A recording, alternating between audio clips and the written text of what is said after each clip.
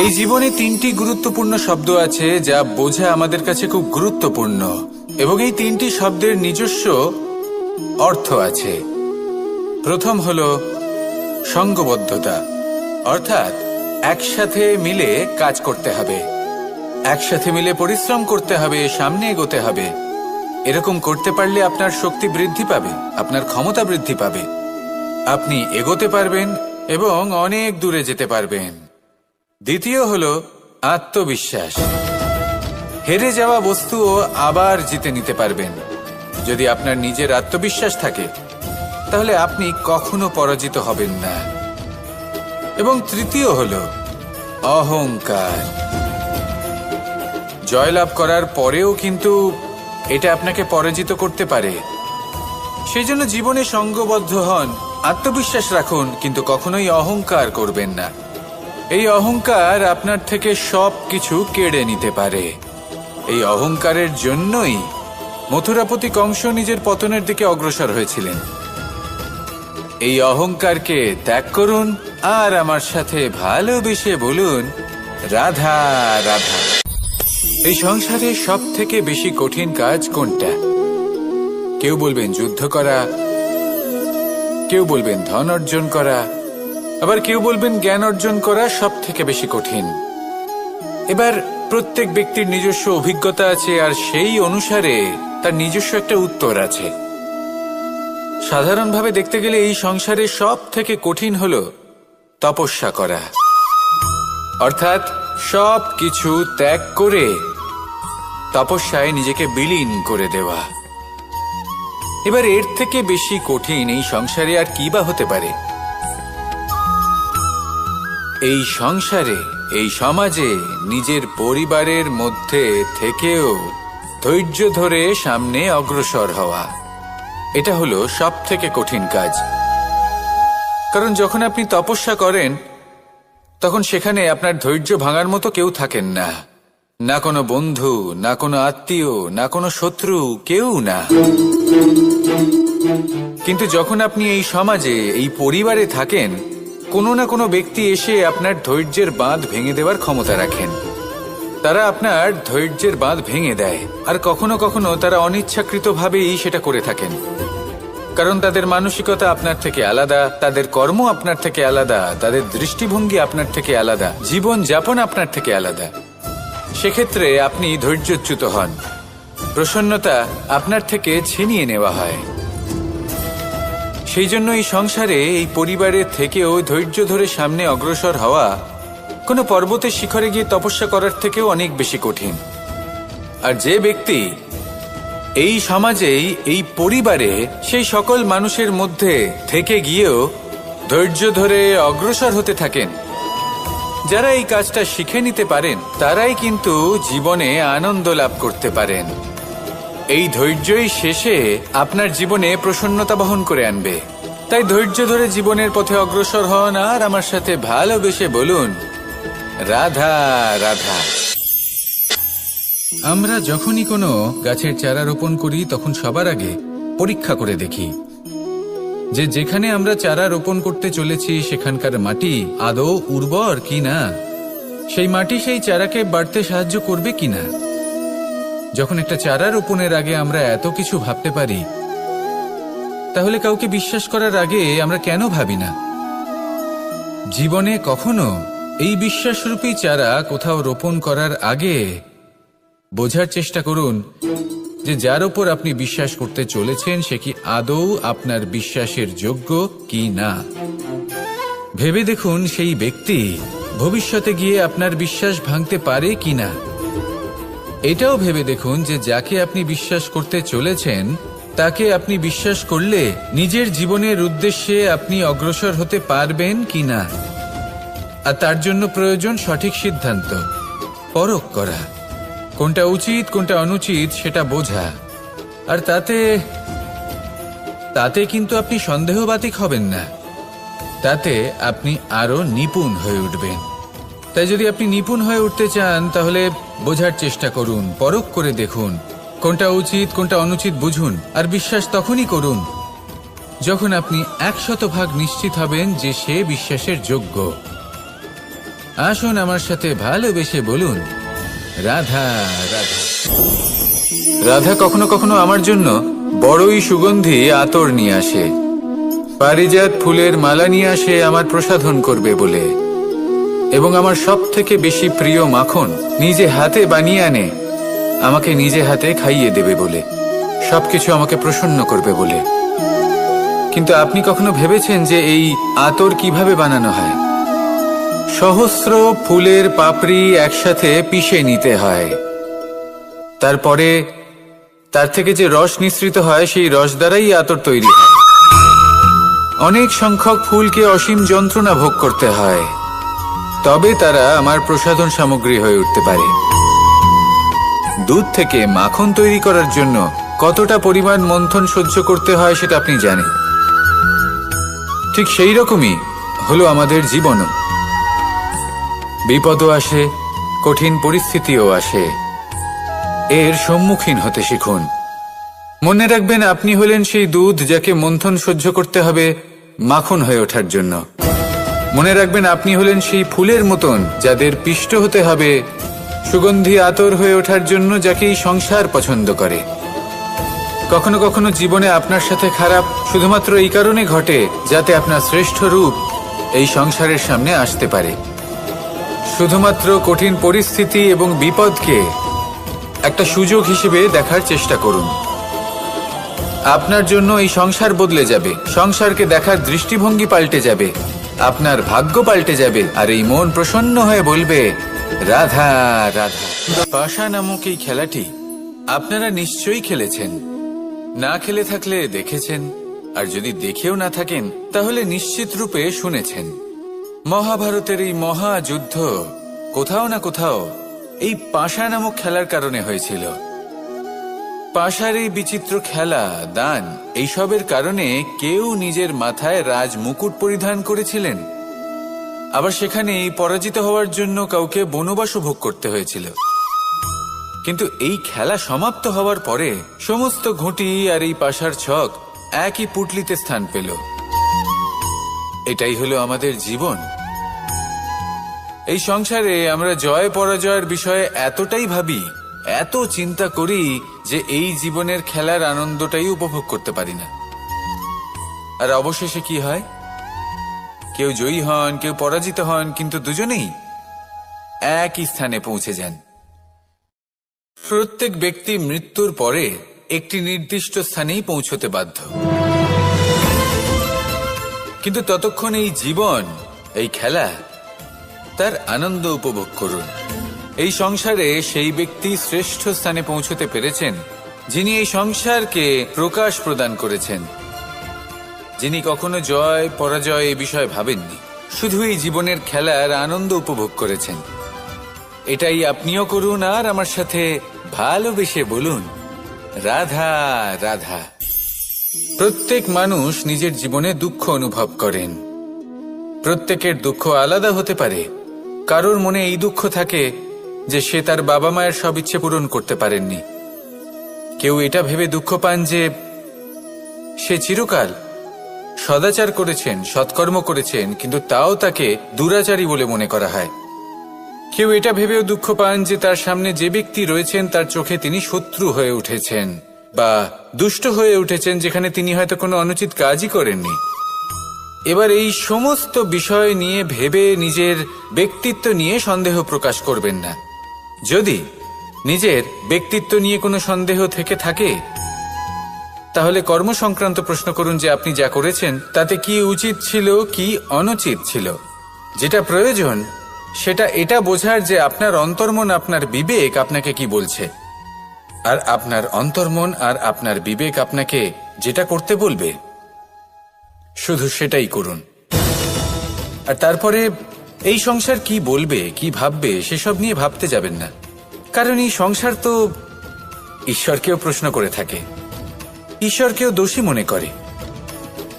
কখনো কখনো যখন কোনো ঘটনা মানুষের ইচ্ছা অনুযায়ী ঘটে না, তখন মানুষ এটা বলে যে হে ঈশ্বর, আপনি আমার পাশে থাকলেন না, আপনি বড়ই কঠোর, এটা আপনার দোষ।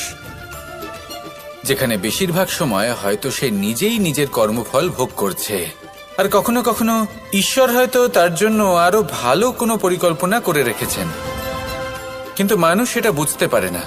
তাই দিনের শেষে যেটা প্রয়োজন সেটা হলো নিজের মনের কথা বুঝতে হবে। আপনার বিবেক কি বলছে শুধু সেটাই করুন আর সামনে এগোতে থাকুন। আমার সাথে ভালোবেসে বলুন, রাধা রাধা। পরিবর্তন, এটা হলো সৃষ্টির অমূল্য নিয়ম। এই সংসারে সবকিছু সময়ান্তরে পরিবর্তিত হয়, এই সময়ও পরিবর্তিত হয়। পরিবর্তন চিরকাল হয়ে এসেছে আর চিরকাল হতে থাকবে, কিন্তু এবার আমরা সেই পরিবর্তন কিভাবে লাভ করব যেটা আমাদের প্রয়োজন, যেটা আমরা চাই। আমরা জীবনে বিকাশ চাই। এই বিকাশ কিভাবে লাভ করতে পারি? এই প্রকৃতি কিন্তু আমাদের অত্যন্ত উত্তম উদাহরণ দিয়ে বুঝিয়েছে। একটি বিন্দুর উদাহরণ দিয়েছে যা ভবিষ্যতে একটা বিশাল নদীর আকার ধারণ করে। এটা কিভাবে হয়? মেঘ থেকে একটি বিন্দু ঝরে পড়ে সেই পর্বতের ওপর যেখানে হিম আছে। সেই হিমের সংস্পর্শে আসা মাত্র সেই বিন্দুর সাথে আরো বেশ কিছু বিন্দু যুক্ত হয়, তারপর তারা অগ্রসর হয়, আরো কিছু বিন্দু যুক্ত হয়, আস্তে আস্তে একটা ক্ষীণ ধারার রূপ ধারণ করে এবং সেটাই ভবিষ্যতে আরো এগোতে থাকে। অনেকটা যাওয়ার পর যখন অনেক সংখ্যক বিন্দু একসাথে যুক্ত হয় তখন সেটা বিশাল নদীর আকার ধারণ করে। এবার আমরা মানুষ বলে আমাদের সাথে এই নিয়মের অন্যথা হয় তা নয়। আমরাও এই প্রকৃতির অংশ, আমাদের ক্ষেত্রেও একই নিয়ম প্রযোজ্য। যখন পরিশ্রম করে অনেক সংখ্যক বিন্দু আমরা একত্রিত করব তখনই পরিবর্তনের নদী প্রবাহিত হবে। প্রয়োজন হলো নিরন্তর পরিশ্রম করা এবং ধৈর্য ধরা। এটা করতে থাকুন, জীবনে সবকিছু লাভ করতে পারবেন, কারণ প্রকৃতি আমাদের এটাই শিখিয়েছে। আর আমরা এই ব্রহ্মরই একটি অংশ, যার দ্বারা এই ব্রহ্মাণ্ড নির্মিত। আসুন আমার সাথে ভালোবেসে বলুন, রাধা রাধা। কখনো এই প্রকৃতির দিকে তাকিয়ে থাকবেন। এই প্রকৃতি অনেক ধরনের শিক্ষা দেয়। কোন একটা গাছকে দেখুন কিভাবে সে মাটি থেকে জল শুষে নেয়। সে ঝড় হোক বা হোক কড়া রোদ সব সহ্য করে এবং অবশেষে সে ফল ধারণ করে।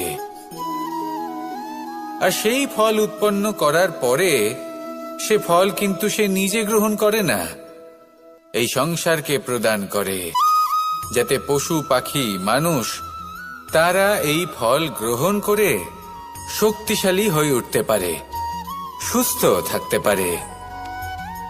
সেভাবেই নদী, সরোবর এরা নিজেরাও কিন্তু নিজেদের জল গ্রহণ করে না, মাটিকে প্রদান করে, পশু পাখিকে প্রদান করে। সূর্য নিজেও নিজের জন্য প্রজ্বলিত হয় না, সে প্রকাশ ছড়িয়ে দিতে চায় আমাদের সবার কাছে, সে আলো পৌঁছে দিতে চায়। এই প্রত্যেকের কর্মে পরমার্থ নিহিত আছে, আর সেই জন্যই এদের সকলকে পুজো করা হয়। তাই মনে রাখবেন, আপনার কাছে জীবন যাপনের অতিরিক্ত যা কিছুই আছে তা পরমার্থের জন্য। তাহলে তার সদ্ব্যবহার করুন আর আমার সাথে ভালোবেসে বলুন, রাধা রাধা। আমরা প্রত্যেকেই অবশ্যই এমন সময় দেখেছি যখন অনেকগুলো সমস্যা একসাথে আমাদের জীবনে এসে পড়ে। সমস্যা আমাদের প্রত্যেকের জীবনেই থাকে, আমরা তার সমাধান খুঁজতে চেষ্টা করি, কখনো সমাধান খুঁজে পাই, আবার কখনো যতই চেষ্টা করি না কেন কোনো সমাধান খুঁজেই পাই না। আর যখন এটা হয় তখন মানুষ অত্যন্ত বিচলিত হয়ে পড়েন। নিজের আত্মীয় স্বজন, নিজের বন্ধু বা সংসার এদের ওপরে এই দোষ চাপিয়ে দেন যে এদের জন্যই এই সমস্যা এসেছে। এবার যদি আমি আপনাকে কোনো পরামর্শ দিই তাহলে এটাই বলবো যে দৃষ্টিভঙ্গি পাল্টে দেখুন। এই দৃষ্টিভঙ্গি দিয়ে দেখুন যে এই সংসারে যে সমস্যায় আসুক না কেন তার জন্য কেউ দোষী নয়, না আপনি না অন্য কেউ। এই পুরো খেলাটাই আপনার মানসিকতা, আপনার দৃষ্টিভঙ্গির, আপনার মনের। কিভাবে বোঝাচ্ছি? যখন আমাদের মন শক্ত থাকে তখন কঠিন থেকে কঠিনতর পরিস্থিতিও আমাদের জীবনে খুব বেশি হলে প্রতিস্পর্ধা হয়ে থেকে যায়। সেখানে যদি আমাদের মন দুর্বল থাকে, তখন অল্প কঠিন পরিস্থিতিও আমাদের কাছে খুব বড় সমস্যা হয়ে যায়, তাই না? একটা শক্ত মন কঠিন পরিস্থিতিকে প্রতিস্পর্ধা হিসেবে দেখে আর তার মধ্যে ওটা সুযোগ খুঁজে নেয়। আমাদের শুধু এটাই করতে হবে। এই সংসারে অন্য কাউকে দোষী মনে করলে আপনার সমস্যা দূর হয়ে যাবে না। সেই জন্য এই সংসারকে দোষ দেওয়ার বদলে এই সমস্যার মূলে চলে যান, সেটাকে বুঝুন, নিজের এই মনকে শক্ত করে তুলুন। যদি আপনার মন শক্তিশালী হয়, তাহলে এই সংসারে অনেক বড় বড় কঠিন থেকে কঠিনতর পরিস্থিতিও যদি আসে, আপনার জীবনে যতই বড় বড় সমস্যা আসুক না কেন, আপনার লক্ষ্য লাভে বাধা দিতে পারবে না। আসুন আমার সাথে ভালোবেসে বলুন, রাধা রাধা। আমরা সবাই পাথর দেখেছি, পর্বতও দেখেছি, শুকনো পাতাও দেখেছি, শ্যামল বনানীও দেখেছি। কখনো ভেবেছেন পাথরের অস্তিত্ব কিন্তু ততক্ষণ পর্যন্ত যতক্ষণ সে পর্বতের গায়ে আটকে থাকে। যখন সেই পর্বত থেকে সেই পাথর ভিন্ন হয়ে যায় ও নিজের অস্তিত্ব হারিয়ে ফেলে। আস্তে আস্তে কখনো পাথর কেটে বা কখনো পিষ্ট হয়ে সেই পাথর আস্তে আস্তে মাটিতে পরিণত হয় এবং পূর্ণরূপে নিজের অস্তিত্ব হারিয়ে ফেলে। এটাই পাতার সাথেও হয়। এই পাতা যতক্ষণ গাছের ডালের সাথে যুক্ত ততক্ষণ তার অস্তিত্ব থাকে। যখনই ডাল থেকে বিচ্ছিন্ন হয়, সেও নিজের অস্তিত্ব হারিয়ে ফেলে। আর এটাই আমাদের সাথেও হয়। যতক্ষণ আমরা নিজেদের আপনজনের সাথে যুক্ত থাকি, আমাদের অস্তিত্ব বজায় থাকে। যখন আপনজনদের সাথে সম্পর্ক ছিন্ন করি, তখন আমরাও আমাদের অস্তিত্ব হারিয়ে ফেলি। এবার এই সংসারের প্রত্যেক ব্যক্তি স্বতন্ত্র থাকতে চান, আর অনেক ব্যক্তি স্বতন্ত্র থাকবেন বলে আপনজনদের দূরে করে দেন আর তাদের সাথে এই সম্পর্ক ছিন্ন করেন। এটা কি সত্যি প্রয়োজন? আপনজনদের সাথে সম্পর্ক ছিন্ন করে নিজের অস্তিত্ব হারিয়ে ফেলা প্রয়োজনীয়, নাকি আপনজনদের সাথে সম্পর্ক বজায় রেখে নিজেদের স্বতন্ত্র করে রাখা সেটা আবশ্যক? নির্বাচন আপনারই।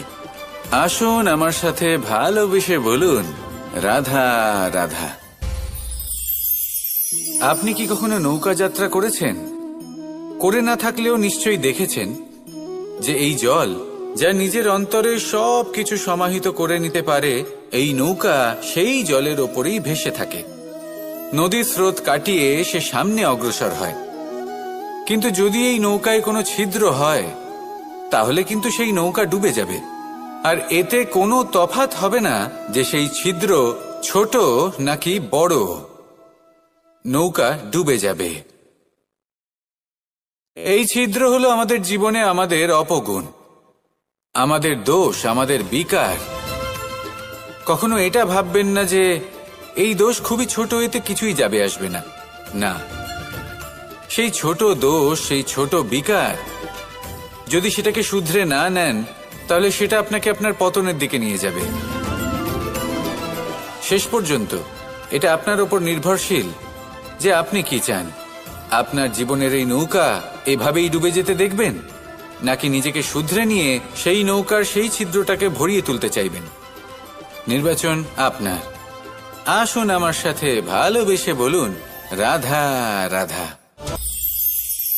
জল, জলই পৃথিবীতে বেঁচে থাকার জন্য আবশ্যক তো বটেই, কিন্তু এই জল আমাদের একটা অত্যন্ত গুরুত্বপূর্ণ শিক্ষা প্রদান করে। কখনো এই জলকে দেখেছেন? যে পরিস্থিতিতেই এই জল প্রবাহিত হোক না কেন, এর উপর যা কিছুই প্রভাব থাকুক না কেন, এর পথে যতই বাধা আসুক না কেন, তার মধ্যে থেকে ও নিজের পথ ঠিক বের করে নেয়, কিন্তু নিজের প্রবাহ থামতে দেয় না, ক্রমাগত অগ্রসর হতে থাকে। সেরকমই একটা শিক্ষা যেটা আমরা জল থেকে পেয়ে থাকি, তা হলো এটা: আমরা যখন জলের দিকে তাকাই তখন আমরা নিজের প্রতিবিম্ব দেখি, স্পষ্টভাবে দেখতে পাই। কিন্তু তখনই দেখতে পাই যখন এই জল শান্ত থাকে, স্থির থাকে। যদি এই জল অশান্ত হয়ে থাকে, স্থির না হয়, তাহলে আমরা এতে নিজের প্রতিবিম্ব দেখতে পাই না। এটাই আমাদের মনের সাথেও হয়ে থাকে। যখনই জীবনে কোনো সংকট আসে, যদি আমরা শান্ত মনে, স্থির মনে সিদ্ধান্ত নিই, তাহলে সেটা এমন একটা শীতল সিদ্ধান্ত হবে যেটা আমাদের ভবিষ্যৎকে একটা শ্রেষ্ঠ স্থানে নিয়ে যাবে। যদি এই মন অশান্ত হয়, বিচলিত হয়, পীড়িত হয়, দুঃখিত হয়ে থাকে, রুষ্ট হয়ে থাকে, তাহলে অনেক সময় আমরা এমন সিদ্ধান্ত নিই যেটা আমাদের জন্য অনুচিত প্রমাণিত হয়। যখন আপনি ক্রুদ্ধ ছিলেন বা দুঃখের বশে ছিলেন, তখন অনেক সময় হয়তো এমন সিদ্ধান্ত নিয়েছেন যেটার জন্য ভবিষ্যতে আপনি অনুশোচনা করেছেন। এবার দেখুন, এই আবেগগুলো থেকে আমরা পালাতে পারবো না, কিন্তু এই আবেগগুলো আপনার উপর কতটা প্রভাব ফেলবে সেটা আমরা অবশ্যই ঠিক করতে পারি। এই মনকে আমরা নিয়ন্ত্রণ করতে পারি।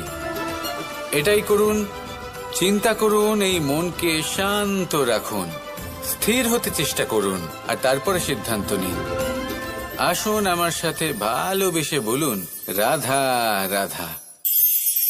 এই সংসারে ভৌতিক বস্তুরও নিয়তি আছে।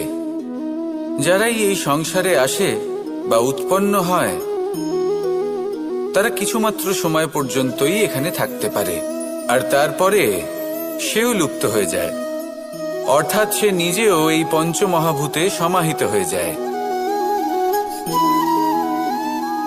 আমাদের সাথেও ঠিক এটাই হয়। সেই জন্যই ঈশ্বর দ্বারা প্রদত্ত এই উপহারের বিষয়ে ভাবুন, এই জীবনের বিষয়ে ভাবুন। ঠিক যেমন বিশ্বাস ভঙ্গ হলে কোনো ব্যক্তি আমাদের কাছে অপরিচিত হয়ে যান, ঠিক সেরকমই শেষ নিঃশ্বাস ত্যাগের পর এই শরীরও আমাদের কাছে পরই হয়ে যায়। তাই এই শরীর থাকাকালীন শ্রেষ্ঠভাবে একে সদ্ব্যবহার করুন, এই জীবনে শ্রেষ্ঠ কর্ম করুন, আর এই জীবনকে শ্রেষ্ঠভাবে যাপন করার জন্য কিছু কথা বোঝা প্রয়োজনীয়। যদি আপনি কারোর প্রশংসা করেন, তাহলে পূর্ণ হৃদয় দিয়ে করুন।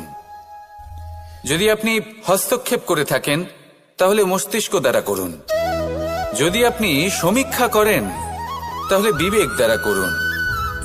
যদি আপনি ধন অর্জন করতে চান, তাহলে নীতি অনুসারে চলুন।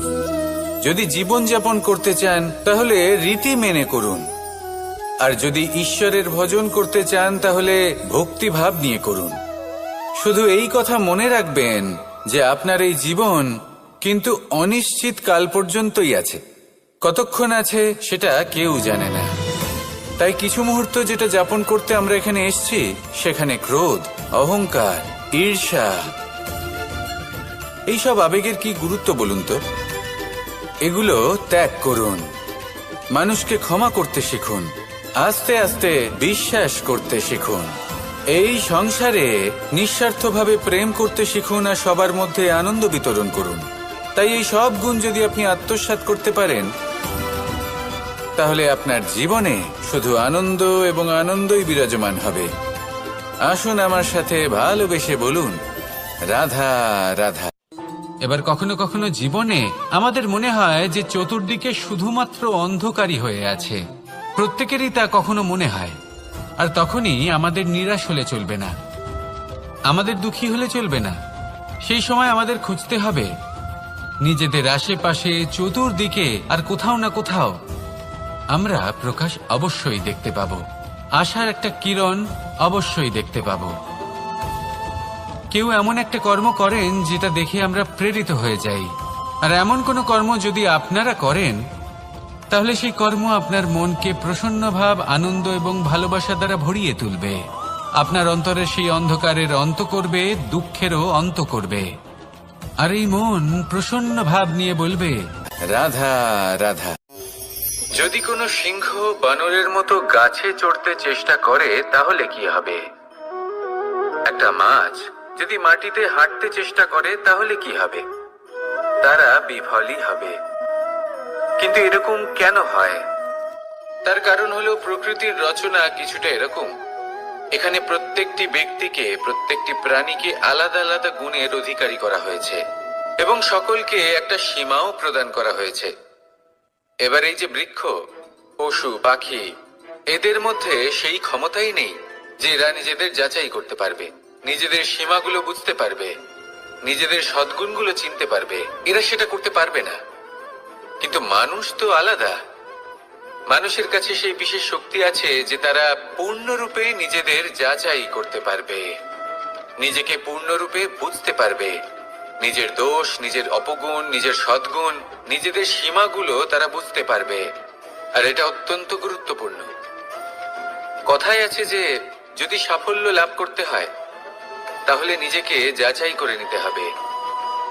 তাই নিজেকে যাচাই করুন, নিজের সাথে পরিচিত হয়ে যান এবং জীবনে কর্ম করতে থাকুন। সাফল্যের শিখরে অবশ্যই পৌঁছে যাবেন। আর ওখানে যদি যান তাহলে এই মন প্রসন্ন হয়ে অবশ্যই বলবে, রাধা রাধা। বনের মধ্যে যদি আপনি কোনো বিষাক্ত সাপ দেখেন তাহলে কি করবেন? আপনি তখনই তার থেকে দূরে পালাতে চেষ্টা করবেন। আর এটা কেন করবেন? নিজের রক্ষার্থে। এই কথা আমি নয় মেনে নিলাম, কিন্তু নিজের জীবনে এটা করেন না কেন? আপনি যেখানেই যান, যে স্থানেই যান না কেন, প্রত্যেক সময়, প্রত্যেক মুহূর্তে এমন বিষাক্ত সাপ আপনি অবশ্যই খুঁজে পাবেন।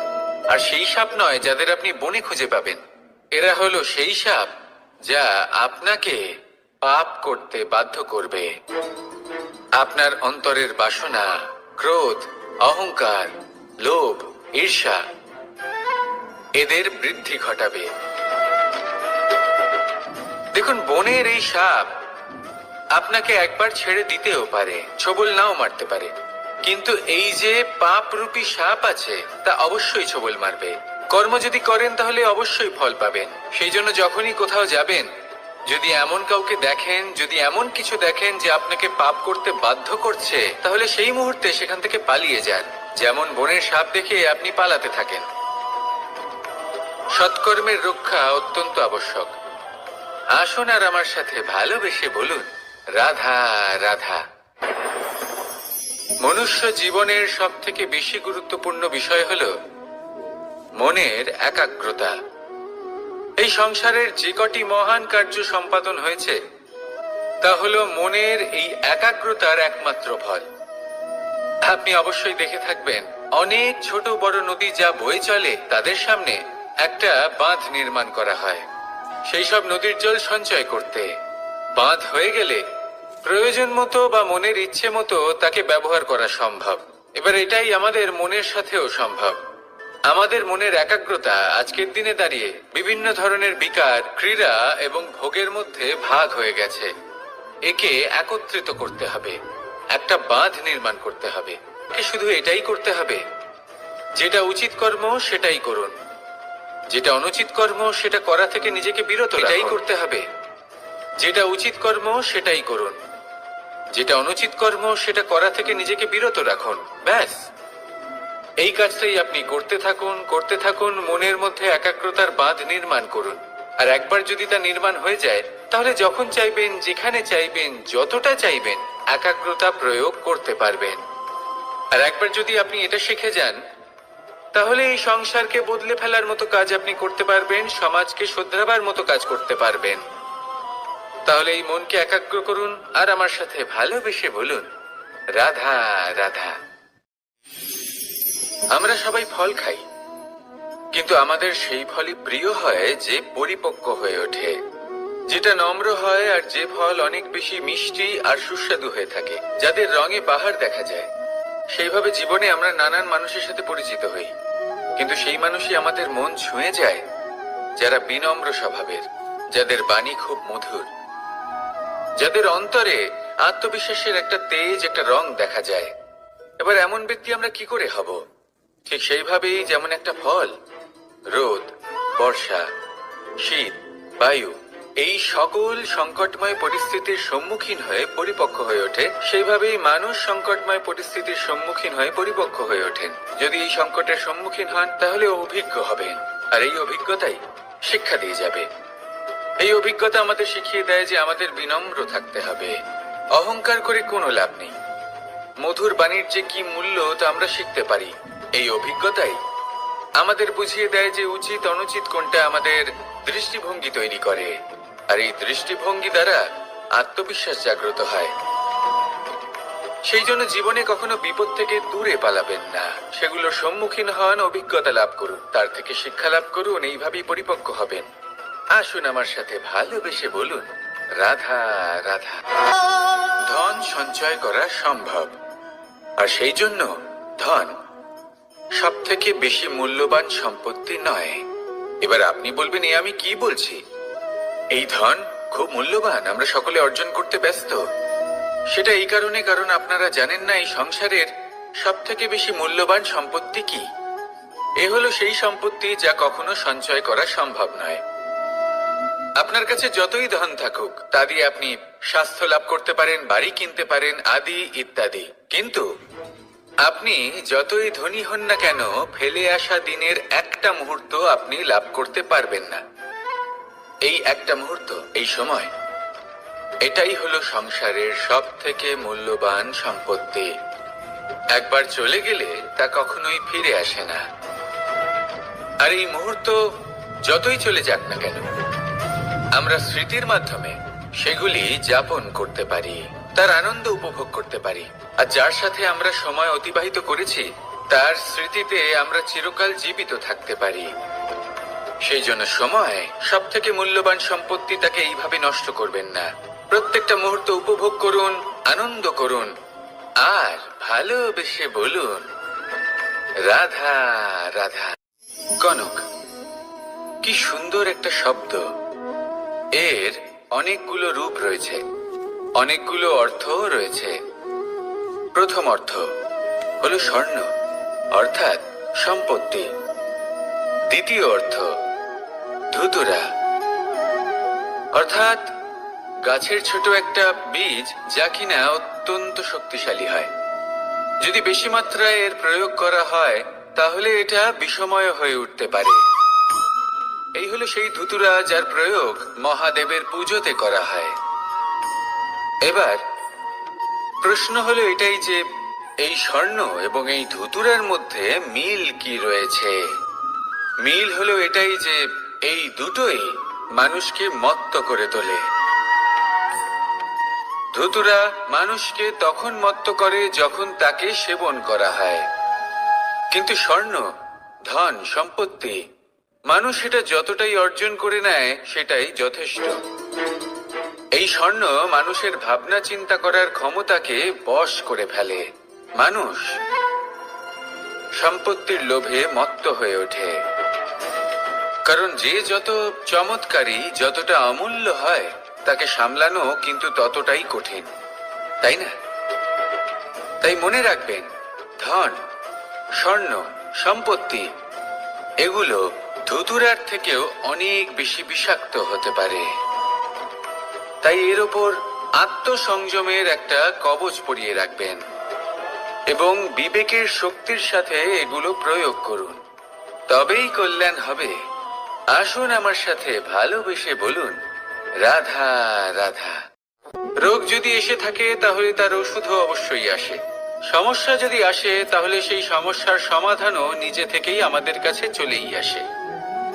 এই সংসার, এই জীবনের শুধুমাত্র একটাই নিয়ম আছে, আর তা হলো এটাই, এই সংসার হলো একটা চক্রের মতো। এতে শাশ্বত বলে কিছু নেই, নিত্য বলে কিছু নেই, আর যা কিছুই রয়েছে সব বদলাতে চলেছে।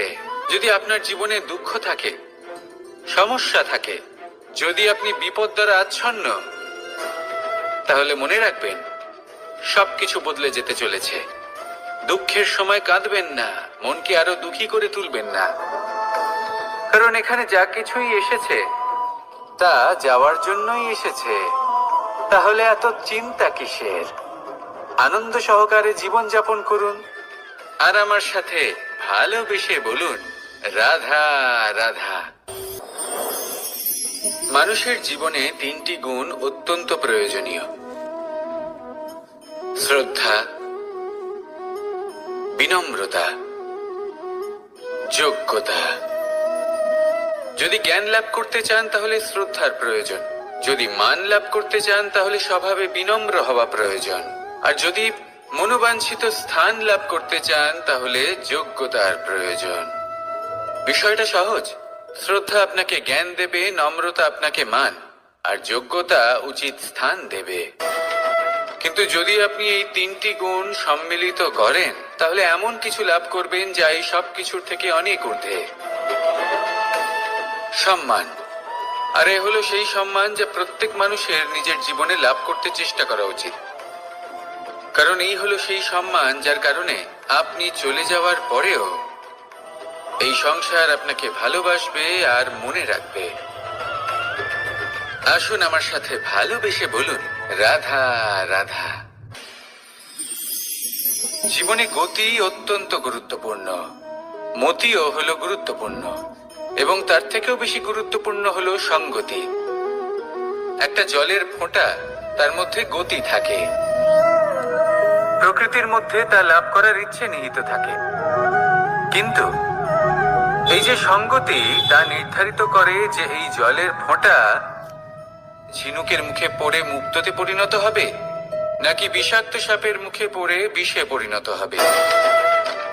এবার দেখুন, এই জঞ্জাল স্বর্ণকারের দোকানের সামনেও থাকে এবং জঞ্জাল একজন ব্যবসাদারের দোকানেও থাকে, কিন্তু জঞ্জাল যা স্বর্ণকারের দোকানে থাকে তা ব্যবসাদারের দোকানের জঞ্জালের থেকে অনেক বেশি মূল্যবান, কারণ তার মধ্যে সোনার কণার সঙ্গতি থাকে।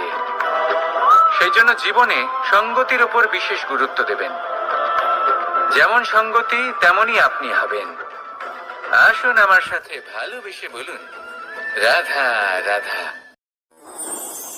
প্রত্যেক প্রাণী ভালোভাবে জীবন যাপন করতে চান, এটা তাদের স্বভাবে আছে এবং ভাবাটা অনুচিত নয়।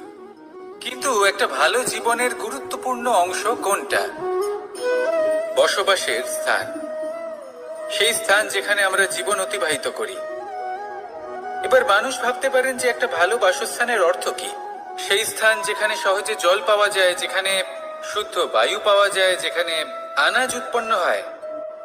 এটা জীবনযাপনের জন্য পর্যাপ্ত বটে, কিন্তু ভালো জীবন যাপনের জন্য আরো একটা কথা আপনাকে বুঝতে হবে। সাধু, জ্ঞানী, পণ্ডিত ব্যক্তি, এই সকল মহাপুরুষ, এনাদের যে বাসস্থান তা অত্যন্ত বিশেষ হয়। এখানে এক ধরনের বিশেষ ইতিবাচক শক্তি থাকে, এমন একটা স্থান যেখানে দেবতারাও বিচরণ করেন। জীবন আমরা সবাই যাপন করি, কিন্তু জীবনের উদ্দেশ্য শুধুমাত্র জীবন যাপন করা নয়। জীবনের উদ্দেশ্য হলো মুক্তি লাভ করা।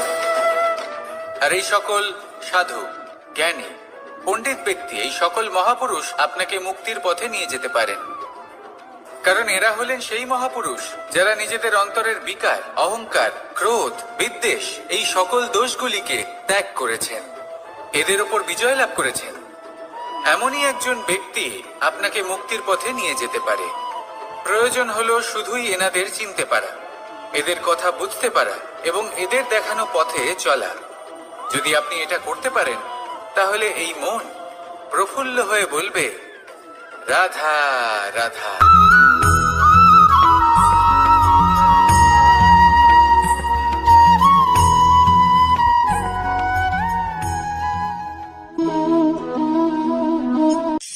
এই শুকনো পাতাটিকে দেখুন, নিষ্প্রাণ হয়ে পড়েছে। একটা গাছের ডালে ছিল, সেই গাছ ওর লালন পালন করত।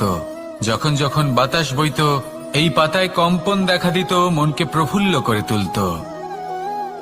কোনো একদিন এই পাতা গাছের ডাল থেকে ঝরে পড়ে গেল। নিঃসন্দেহে ও নিজের স্বাধীনতা পেল, কিন্তু আস্তে আস্তে শুকিয়ে গেল, নিষ্প্রাণ হয়ে গেল। দেখুন, আমি এই কথা বলছি না যে স্বাধীনতা অনুচিত, কখনোই না, কিন্তু যে কোনো পরিস্থিতিতে স্বাধীন হতে চাওয়া এটা নিশ্চিতরূপে অনুচিত। আমরা যদি আমাদের জীবনে পরিবারের গুরুত্ব ভেবে দেখি, তাহলে এই পরিবারে যতই মতভেদ থাকুক না কেন, যতই মনোমালিন্য থাকুক না কেন, যতই বিবাদ থাকুক না কেন, এই সব মিটিয়ে নেওয়া অত্যন্ত প্রয়োজনীয়। সেই সবকিছু সমাপ্ত করা অত্যন্ত প্রয়োজনীয়।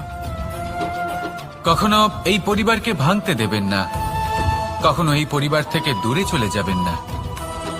এই পরিবার হলো আমাদের জীবনের একটা অমূল্য সম্পদ, অমূল্য এক আশ্রয়, যা এই সংসারে হয়তো কোথাও আপনি পাবেন না। তাই একে আগলে রাখুন। পরিবার সেই গাছ আসুন আমার সাথে ভালোবেসে বলুন রাধা। সেই গাছ, আসুন আমার সাথে ভালোবেসে বলুন রাধা রাধা।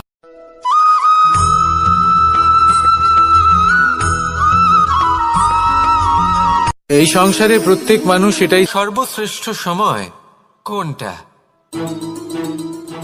মহাদেব হাসলেন আর উনি বললেন, জীবনে উৎসব পালনের সব থেকে শ্রেষ্ঠ দিন হল মৃত্যুর ঠিক আগের দিনটা। প্রেম ভাগ করে নেওয়ার সব থেকে শ্রেষ্ঠ মুহূর্ত হল মৃত্যুর ঠিক আগের মুহূর্ত। জীবনকে উপভোগ করে নেওয়ার সর্বশ্রেষ্ঠ প্রহর হল মৃত্যুর এক প্রহর পূর্বে। তখন আমি চমকে গেলাম। আমি বললাম, কিন্তু মহাদেব, মৃত্যু তো অনিশ্চিত, আমরা জানিও না কবে আমাদের মৃত্যু হবে। মহাদেব আবার হাসলেন। উনি বললেন যে যদি আমরা এভাবে জীবন কাটাই যে আমরা জীবনের প্রত্যেক দিন, প্রত্যেক মুহূর্ত, প্রত্যেক প্রহর শেষ বলে মনে করি, তাহলে আমাদের সমস্ত জীবন আনন্দের সাথেই অতিবাহিত হবে। কি বলেন?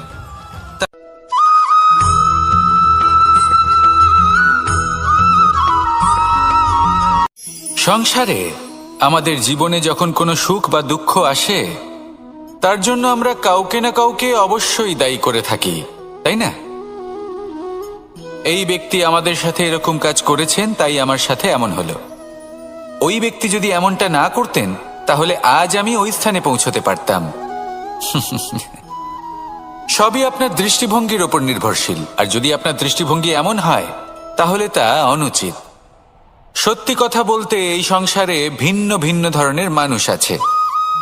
এটা আপনার উপর নির্ভর করছে কিভাবে তাদের স্বাগত জানাবেন। একবার ভাবুন, আমি আমার দুটো হাত সামনে নিয়ে এলাম, দুটো মুঠো খুলে দিলাম। দুই প্রকারের মানুষ আসবেন, কিছু না কিছু দিয়ে যাবেন। এই মুঠো যদি আমি বন্ধ করে দিই, তাহলে না কেউ আমাকে কিছু দিতে পারবে, না আমার কিছু যাবে আসবে। নিশ্চয়ই বুঝতে পারছেন এই দুই ধরনের ব্যক্তি কারা এবং তারা কি দিয়ে যান। আমি যদি নিজের মুঠো খুলে দিই, তাহলে কিছু ভালো মানুষ আসবেন, আমাকে আনন্দ, সন্তুষ্টি, জ্ঞান প্রদান করে যাবেন, ভালো অভিজ্ঞতা দিয়ে যাবেন। কোনো খারাপ ব্যক্তি যদি আসেন, তাহলে তিনিও খারাপ অভিজ্ঞতা দেবেন, যার থেকে আমি শিক্ষা লাভ করব। এই সব কিছু আমি লাভ করতে পারি। মুঠো যদি বন্ধ করে রাখি, তাহলে আমি কিছুই পাবো না। দেখুন, এই সংসারে প্রত্যেকের জীবনে এইরকম।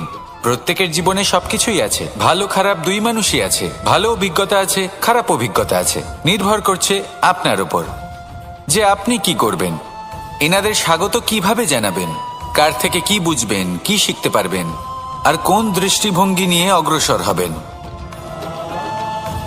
এটাই নির্ধারণ করবে যে আপনার জীবন কেমন হবে। আসুন আমার সাথে ভালোবেসে বলুন রাধা রাধা।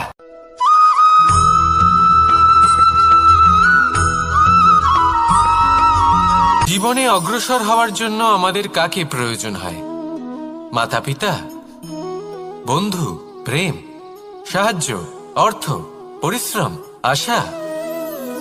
ভিন্ন ভিন্ন মানুষ ভিন্ন ভিন্ন বিকল্প চয়ন করে। যদি আমি আপনাকে বলি, তাহলে জয় আর পরাজয়ের মন্ত্র দুটো শব্দের উপর নির্ভর করে, মেনে নেওয়া আর দৃঢ় হওয়া। যদি মেনে নেন, তাহলে হেরে যাবেন। যদি দৃঢ় হন, তাহলে নিশ্চিত রূপে জয়ী হবেন।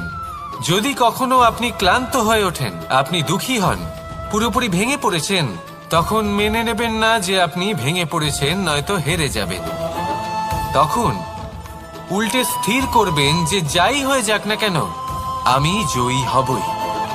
আর আপনি দেখবেন যে জয় নিশ্চিত রূপে আপনার কাছেই আসবে। তাহলে এই কথা মনে রাখবেন আর আমার সাথে ভালোবেসে বলবেন রাধা রাধা।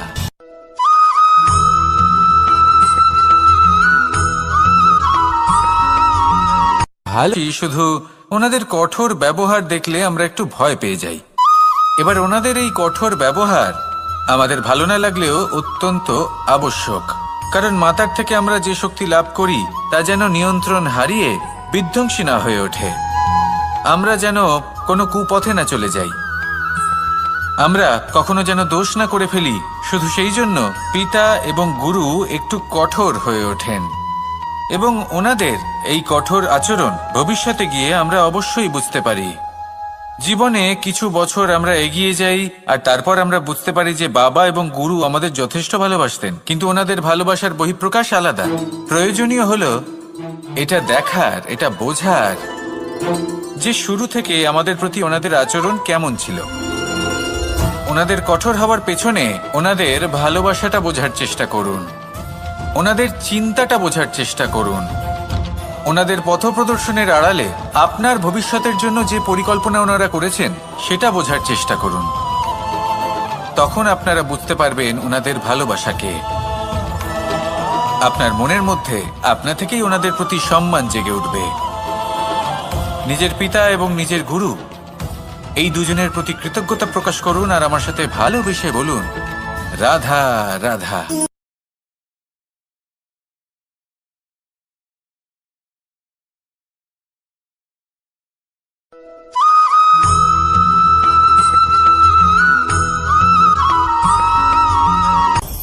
আপনি কখনো পর্বতের শিখরে উঠেছেন?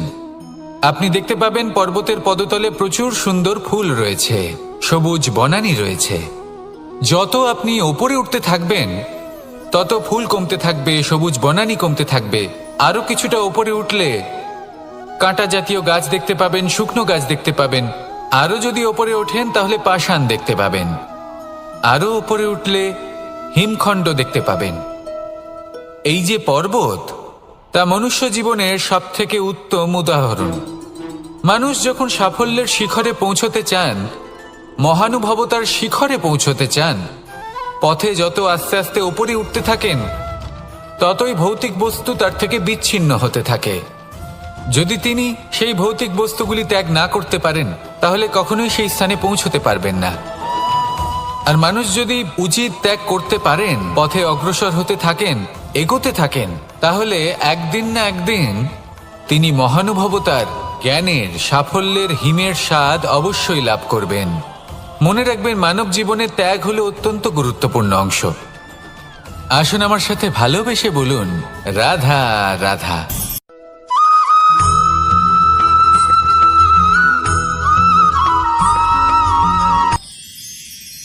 মানুষ তার জীবনে দুই ধরনের পরিস্থিতিকে খুব ভয় পায়। এক, কোনো কারণবশত কারোর সামনে নত হওয়া। কথায় কারোর সামনে নত হতে হয়। কেন বারংবার নিজের চরিত্র থেকে চ্যুত হতে হয়? এরকম কেন হয়? এটা তখনই হয় যখন আমাদের শিক্ষা এবং মূল্যবোধের অভাব থাকে। যদি মানুষের মধ্যে প্রকৃত শিক্ষা থাকে তাহলে এই সংসারে কোনো সময় এবং কারোর সামনেই নত হওয়ার কোনো প্রয়োজন নেই। যদি মানুষের মধ্যে মূল্যবোধ থাকে তাহলে তাকে নিজের মূল্যবোধ বা চরিত্র থেকে বিচ্যুত হতে হয় না, তা সে যাই হয়ে যাক না কেন। কোনো বালককে যদি জন্ম থেকেই সুশিক্ষার অধিকারী করা হয়, শিক্ষিত করা হয়, মূল্যবোধের অধিকারী করা হয়, তবে সে এই সংসারে এমন কর্ম করবে যাতে সে নিজেকে, নিজের পরিবারকে, সমগ্র সমাজকে গর্বিত করতে পারে। শিক্ষা লাভ করুন, মূল্যবোধ লাভ করুন এবং আমার সাথে ভালোবেসে বলুন, রাধা রাধা।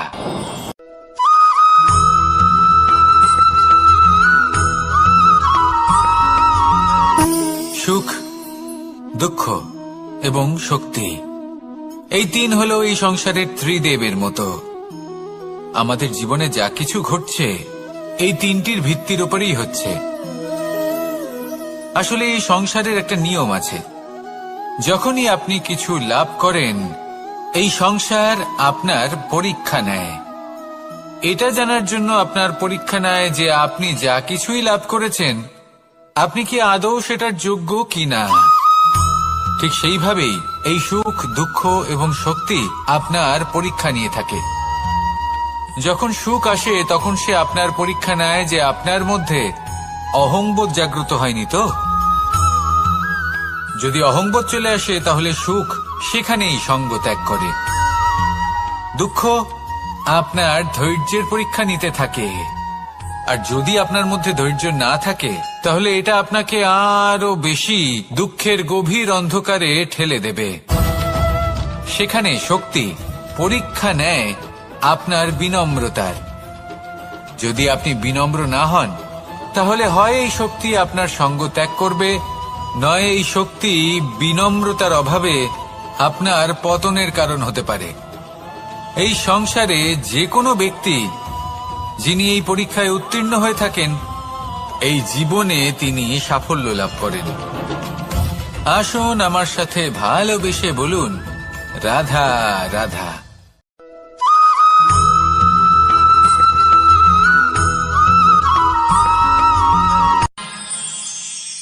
আমরা সবাই সূর্যকে সম্মান কেন করি? কারণ আমরা জানি যে সন্ধেবেলা যখন সূর্যাস্ত হবে তখন শুধুমাত্র অন্ধকার বাকি থাকবে। ঠিক কিছুটা এরকমই হয় আমাদের মাতা পিতাও, যিনি আমাদের জন্ম দেন, আমাদের ভরণ পোষণ করেন, আমাদের বড় করেন, আমাদের প্রেম প্রদান করেন। কখনো কখনো তাদের মুখ থেকে কটু কথা নিঃসৃত হয়, আমাদের দুঃখ হয়, কিন্তু তখন আমাদের এটা বোঝা উচিত এগুলি নিঃসৃত হচ্ছে আমাদেরই মঙ্গলের জন্য।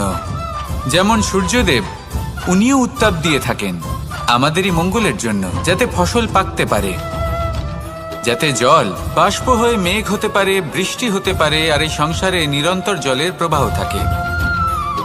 আমাদের মাতা পিতা, তাদের কঠোর আচরণ, তাদের কঠোর অনুশাসনের পেছনে লুকিয়ে থাকে ওনাদের ভালোবাসা। আমাদের তা বুঝতে হবে, সসম্মানে ওনাদের গ্রহণ করতে হবে।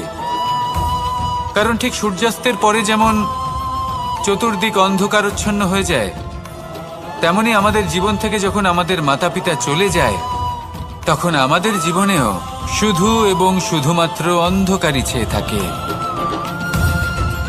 সেই জন্য নিজের মাতা পিতাকে সম্মান করুন, ওনাদের ভালোবাসা প্রদান করুন। এই মন আর এই জীবন প্রসন্ন হয়ে বলবে, রাধা রাধা।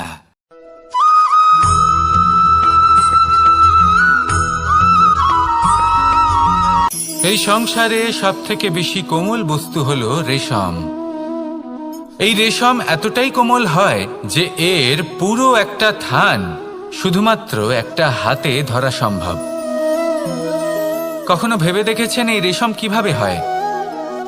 একটি কীট তার লালার দ্বারা উৎপন্ন হয়।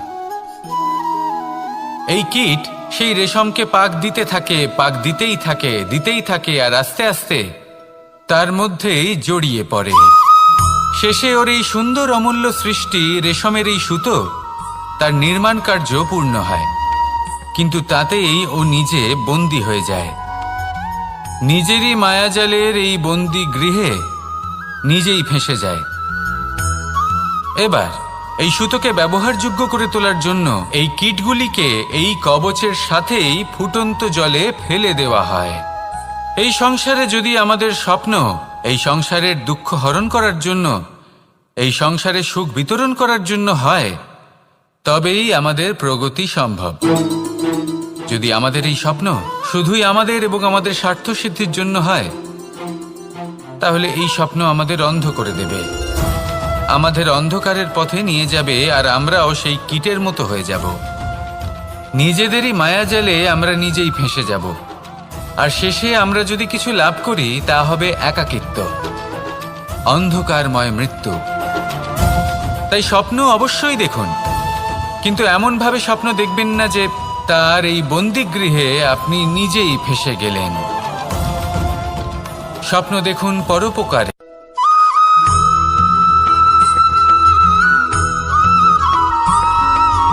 কথায় আছে, প্রত্যেক পুত্র তার পিতার প্রতিচ্ছবি হয়, আর সমস্ত প্রতিচ্ছবি চায় যেন সে তার অস্তিত্ব প্রাপ্ত করতে পারে। পুত্র চায় সে যেন তার পিতার মতো হয়, বা কখনো কখনো তার থেকেও শ্রেষ্ঠ হয়। সেটা কোনো অনুচিত ব্যাপার নয়। অনুচিত তখন হয় যখন পুত্র নিজের পিতার মতো হবার স্বপ্ন পূরণ করতে গিয়ে বা তার থেকেও শ্রেষ্ঠ হওয়ার স্বপ্ন পূরণে অনুচিত পথের আশ্রয় নেয়। কারণ তারপরে সে তার পিতার গুণগুলি আত্মসাৎ করতে চায় না। সে শুধুই এটা চায় যে সংসারের চোখে যেন আমি শ্রেষ্ঠ প্রমাণিত হই, এটা অনুচিত। সংসারে এমন অনেক মানুষ আছেন যারা এই কারণে শ্রেষ্ঠ হবার চেষ্টা করেন যাতে তার পরিবারের তার পিতার সম্মান বৃদ্ধি পায়। এমনও মানুষ থাকেন, আর এটাই হলো পার্থক্য উদ্দেশ্যের। মনে রাখবেন, যদি আপনার উদ্দেশ্য শুভ হয় তাহলে পথও শুভ হবে, যদি আপনার উদ্দেশ্য অশুভ হয় তাহলে পথও অশুভ হবে। তাহলে নিজের পিতার মতো হবার চেষ্টা অবশ্যই করুন, তার থেকেও শ্রেষ্ঠ হওয়ার চেষ্টা অবশ্যই করুন, কিন্তু মনে রাখবেন আপনার সংকল্প আর আপনার উদ্দেশ্য এই দুই শুভ হওয়া উচিত। তাহলে আসুন আর আমার সাথে ভালোবেসে বলুন, রাধা রাধা।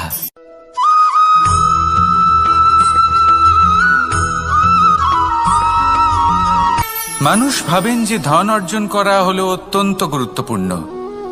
তিনি আজীবন ধন অর্জন করতে থাকেন, ধন অর্জন করার চেষ্টা করতে থাকেন। সে যাই হয়ে যাক না কেন, পরিশ্রম করতে থাকেন। স্বাস্থ্যের দিকে নজর দেন না, না উচিত সময় খাবার খান, না উচিত সময় ঘুমোতে যান, না পর্যাপ্ত সময় পর্যন্ত ঘুমন, কিছুই না।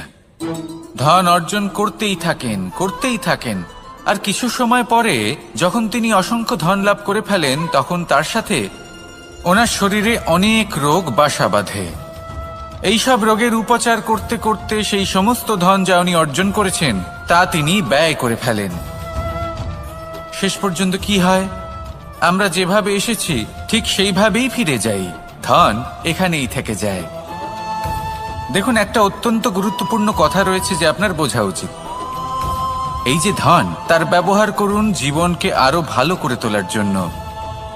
ধনের সদ্ব্যবহার করা উচিত, এমন যেন না হয় এই ধন আপনাকে ভোগ করে ফেলে। এই জীবনকে নিশ্চিত রূপে আরো শ্রেষ্ঠ করে তুলুন। কিন্তু এই ধন অর্জন করার এই প্রক্রিয়াতে নিজের সারা জীবনকে নষ্ট করে ফেলবেন না। এই জীবন উপভোগ করতে শিখুন, আর আমার সাথে ভালোবেসে বলুন, রাধা রাধা।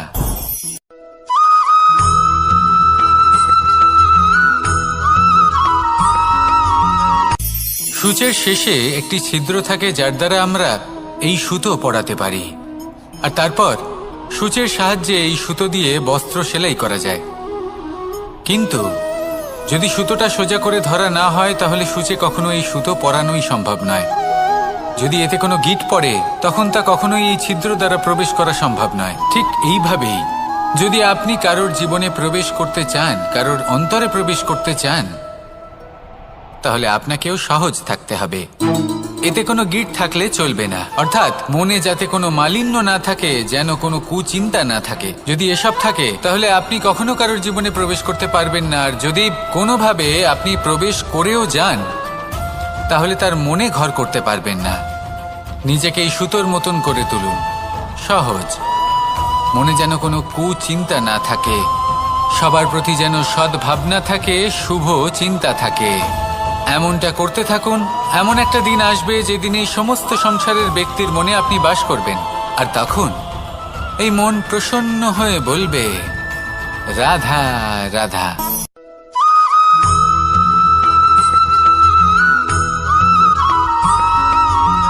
এবার অনেক সময় মানুষের মনে এরকম প্রশ্ন আসে যে এই সংসারে সব থেকে বড় বিপদ কি? কেউ বলে ধর্ম সংকট, আবার কেউ বলে প্রাণের উপর আসা সংকট। প্রত্যেক মানুষের জীবনে বিভিন্ন সংকট আসে, আর এই সমস্ত সংকট অত্যন্ত বিচিত্র হতে পারে। এই সমস্ত সংসার হলো সংকট দ্বারা পরিপূর্ণ। ঠিক আছে, আপনাকে একটা উদাহরণ দিই। একজন ধনী ব্যক্তি, এবার ওনার জীবনে সংকট কি হতে পারে? সংকট এটাই যে কেউ তার সম্পত্তি চুরি না করে নেয়, আমরা বুঝতে পারছি। এবার একজন চোর, তার জীবনে সংকট কি হতে পারে? যে চুরি করার সময় সে যদি তার একটা কাশি চাপতে না পারে তাহলে সে ধরা পড়ে যেতে পারে, ঠিক কিনা? আবার অনেক সময় এমনও হয় যে যার জন্য আমি সংকট, সেও আমার কাছে সংকট। যেমন এই পরিস্থিতিতে দেখুন, সংকট হলো সংকট, এ তো জীবনে থাকবে, কিন্তু এর সম্মুখীন কিভাবে হওয়া যায়? খুব সরল। সব এটার ওপর নির্ভর করে, মনের ওপর। এই মনকে নিয়ন্ত্রণ করলে সব ঠিক থাকবে। এবার যদি ধনী ব্যক্তি মনকে নিয়ন্ত্রণ করে ফেলেন, নিজের অর্থের ব্যবহার শুভ কাজের জন্য, সমাজের সেবার জন্য বিকাশ করতে করেন, ওই অর্থকে একত্রিত করে না রাখেন, তাহলে চুরির সমস্যা, এই সংকট সেখানেই কেটে যাবে। এবার যদি কথা বলি সেই চোরের, তাহলে চোর যদি নিজের মনকে সংযত করে নেয়, যদি নিজের কর্মকে নিয়ন্ত্রণ করতে পারে, তাহলে এমন কোনো স্বর নেই, এমন কোনো স্বর নেই যা ওকে ধরা পড়তে বাধ্য করবে। সেই জন্য জীবনে সংকট যতই আসুক, যত বড়ই সংকট আসুক না কেন, কবচ হলো একটাই, আর এই কবচের নাম হলো আত্মনিয়ন্ত্রণ। নিজের মনকে নিয়ন্ত্রণে রাখতে শিখুন। এটা নিজের জীবনে প্রয়োগ করে তো দেখুন।